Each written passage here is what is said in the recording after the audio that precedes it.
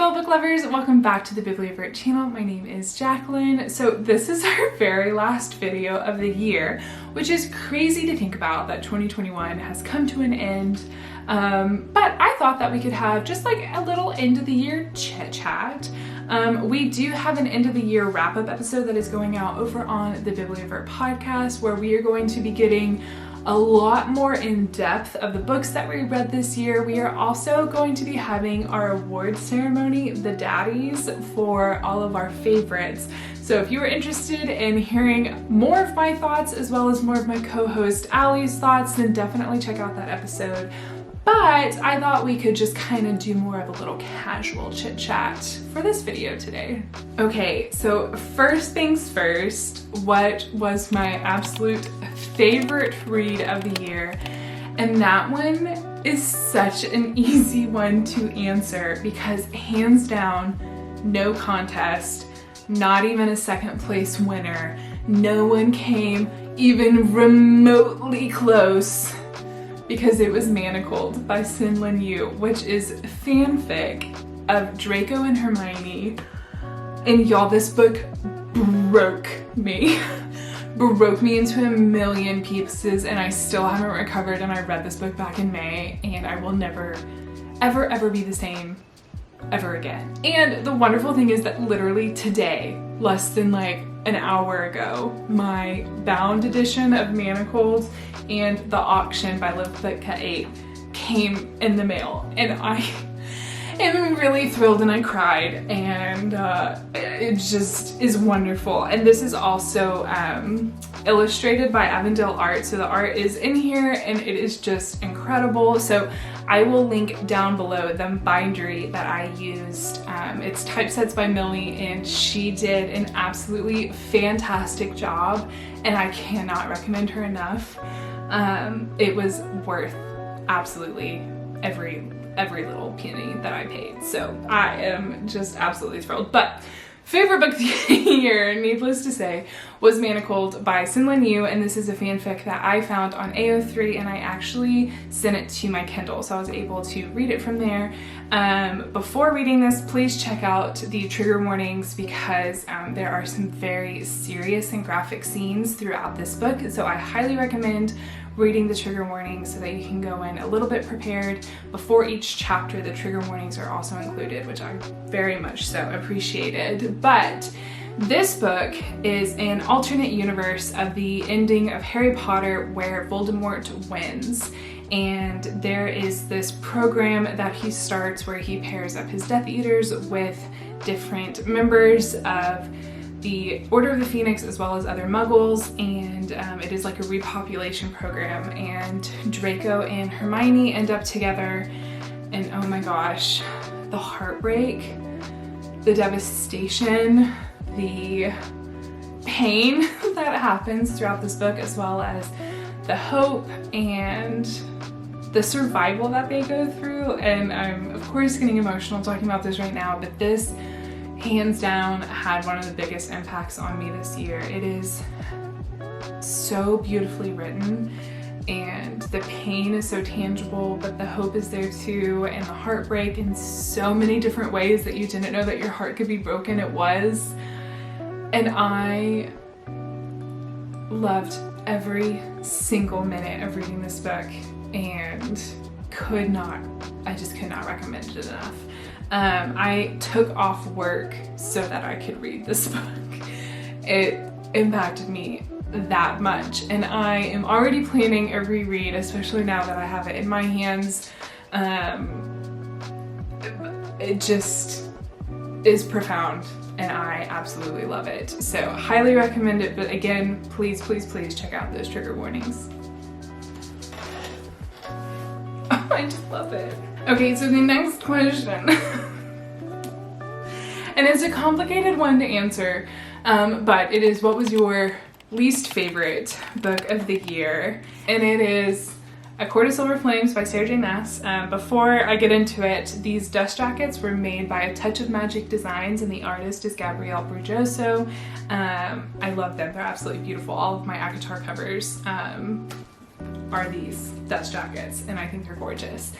But on to the reasonings for why I was disappointed. I do want to point out first that Nesta's growth and the friendship that she finds in this book is absolutely stunning and is done so incredibly well, and I loved that so much. And for the people who read this book and were very impacted and very moved and they saw themselves in Nesta, I am so glad that this book exists, because I think it is very powerful and profound to a lot of people, and they do not want to cheapen that at all. The issues that I had with this book, however, are completely separate from that, and it was a lot about the plot or the lack thereof, as well as, in my opinion, the character assassination that happened for several of the characters of the inner court, as well as maybe some plot points that did happen for some of the other characters. We have a 3-hour episode over this book, so if you were interested in hearing our thoughts, you can definitely go check that out. But I was very much so anticipating this book and very excited about it, and with the exception of the relationships that happened and the beauty of that, I was a little bit disappointed with everything else. So Nesta's growth aside, because that's beautiful, everything else I was a little bit bummed about. Okay, so the next question is, what was your biggest surprise of 2021? I have to say that when I first started this series, I did not expect to love it. I was like, okay, like maybe I'll like it, we'll see. I might not even commit to the whole thing. I did not think that it would get me in a chokehold as much as it did, because oh my gosh, I could do nothing but read this series, and I didn't even give all of them 5 stars. I don't think I gave any of them 5 stars actually, but like I couldn't stop. And it consumed me, and I'll just, hold on. I haven't even put them on my shelves yet because I don't have room, because it's such a big series.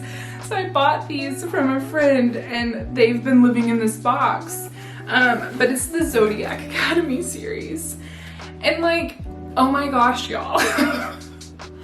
I don't even know what to say, because part of me feels like it was a fever dream, but one that like I can't wait to jump back into. And like oh my gosh. So Zodiac Academy is by Caroline Peckman and Suzanne Valenti, and the way that this was told to me was like an adult, darker Harry Potter. And I was like, sweet, I'm down. But it is about 2 twins who, when they are 18, they realize that they have magical powers, and so they have to go to this school, essentially, I'm kind of equating it to a college, to learn more about their abilities. And not only are they magical, they find out that their parents were actually the last king and queen of this realm, except when their parents died, everyone thought that the twins had also died, and so there are now 4 reigning regents, and all of their sons go to this school. So there are 4 sons, and they kind of rule the school and are determined to get the 2 twins, Tori and Darcy, to back down. So I will say, this was my first experience in a bully romance, and that is not a trope that is personally for me. However, it does go away in like book 3, probably. But y'all, I am a plot-driven reader, and this series has absolutely no shortage of plots. It is amazing. It is fast-paced. So much stuff happens. Literally, it is out of left field every single time. I really ended up falling in love with so many of the characters, And eventually in the series, we start getting the boys' POVs as well. And the amount of times that I went from loving them to hating them to loving them to begrudgingly liking them to I would die for them to oh my gosh, I don't even know what to do with myself now was alarming. And it's just really good. So the 7th book has come out this month. I have not read it yet, but I am very much so looking forward to it. But there are going to be 8 books in the series, and I think the 8th book is going to come out sometime in 2022, probably in December, because I think these usually come out in December. But I definitely recommend them. I was entertained the entire time, and just so much happens that there's always something going on. And I do think that there is a significant amount of character development that happens too, especially because you do fall in love and you get angry and you fall in love again. It's just a whirlwind, and it was a lot of fun. So this next question is, who is your favorite character? And I'm not gonna lie, this one also came from a series that I was not expecting to love and absolutely fell in love with it. And this character, her perspective was just so heartbreakingly beautiful, and the growth that she goes through and learning more about herself and the confidence that she has, and how she understandably was so jaded from the world and this desire to hide away, and the way that she grows into knowing herself and believing in herself and standing for what she deserves and standing for other people. Oh, it was just beautiful. Just throughout the entire series, it was just an absolutely just gorgeous growth. But it is the Plated Prisoner series by Raven Kennedy, and the character that I just absolutely loved was Arin. This series is a retelling of Midas, the king who could turn things to gold, and it was such an intriguing take on this series. So Arin has been turned to gold. She is still human, like she can still move around, but she is completely gilded, and she has been kept by a king behind her own cage. And essentially she is completely at the whims of this king. She has to do whatever he asked her to do. And throughout this series, she just realizes her own self-worth. And oh my gosh, it was really, really incredibly well done. This is another series that I definitely recommend checking out the trigger warnings for, because the first book in particular, there are some pretty serious conversations and events that happen, and so I definitely recommend checking out those trigger warnings before you read this series. But if you do read it, please let me know your thoughts, because I would just love to get to talk about this series more. So my last question on the list is, who was my favorite love interest of the year? And this was a very easy question to answer, but it is Adam Carlson from The Love Hypothesis by Ali Hazelwood. This book, I loved it so much. I read it back to back, like 2 times back to back immediately, because it's just so freaking good. It is so incredibly good. So this book is about Olive, who is a PhD student. We love women in STEM.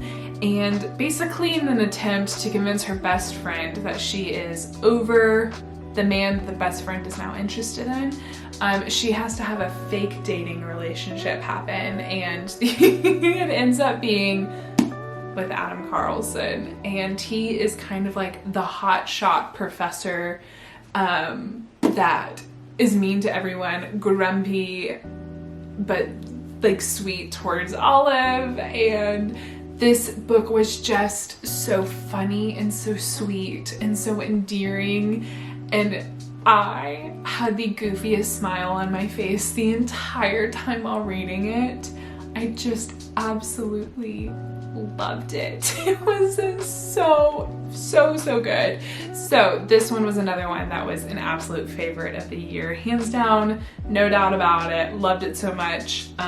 I'm already planning a 3rd reread, and I'm not a rereader, so I feel like if I'm gonna do it for a 3rd time, it has to be quite profound, and this one was truly one of my absolute favorites. It's so adorable. So at the time of recording this video, I am up to 112 books read this year, which I did pass my goal, which I am very excited about. However, I am 8 books away from 120, and I would really love to hit 120 books read, because that is the most I've ever read by a lot. So I have obviously 8 books to read. There are a few that I'm thinking I'm going to put on my list, but essentially I am asking for your recommendations of some of your favorite reads. They can be cute little Christmas romances or your favorite fantasy. They can be pretty much literally anything, maybe on the quicker, easier to read side so that I can kind of crank them out. But here are a few of the ones that I am hoping to read and finish that will kind of push me towards that goal. So the book that I'm currently reading is The High Mountain Court by A.K. Mulliford, and I'm not gonna lie, I'm really enjoying it. I think I'm gonna finish it pretty quickly. The next one that I wanna read, I've talked about this one quite a bit, and I've just heard so many incredible things, but it is For the Wolf by Hannah Winton. I finally have my hands on it, and I am absolutely thrilled about it. But this is about a girl who has known her entire life that she is essentially going to be a sacrifice to the woods, and when it is finally her time to be said sacrifice, she goes into the woods, and everything that she has ever been told is not as it appears. And so she kind of has to unravel all of these half-truths or lies that she's been told and begin to really understand the world around her. And I am very excited. The next one is a YA book that came out this year, and it's These Hollow Vows by Lexi Ryan. Now, I have heard very polarizing opinions on this. I hear you either love it or you don't. And I truthfully do not know what side I'm going to fall on. The only thing that has me a little is I think that there's a love triangle. However, it was told to me as a Cruel Prince meets A Court of Thorns and Roses, which, like, I can't say no to that. But These Hollow Vows are about Bree, who knows to not make any deals with the Fae. However, her sister has been taken, and so she has to go make a deal in order to get her sister back. But a part of the deal is her stealing some treasures from the opposing court. So she has to enter into more deals, she meets more people along the way, and I'm not gonna lie, I am just very curious to know if I'm going to be one of the ones who love it or one of the ones who doesn't. But that is it for this video. I really hope you enjoyed it. I would love to hear all of your favorites from 2021, so definitely leave a comment down below. If you enjoyed this video, please consider liking it and subscribing to our channel. If you like podcasts, then please check out ours, the Bibliovertpodcast. You can find us at Apple Podcasts, Google Play, and Spotify. We have an episode that comes out every single Monday, and we have a really great time. We also have a Patreon that is filled with the most amazing book-loving people in the world, so if you are looking for a bookish community, you can definitely go check us out. We have a monthly book buddy read and a monthly hangout where we discuss that book and just have a really fantastic time while chatting and hanging out, and it's so much fun. You can also find us on Instagram at the Bibliovertpodcast. Please feel free to slide into our DMs and let us know what you think about books, but I hope you have a fantastic day, happy reading, and I'll see you next time.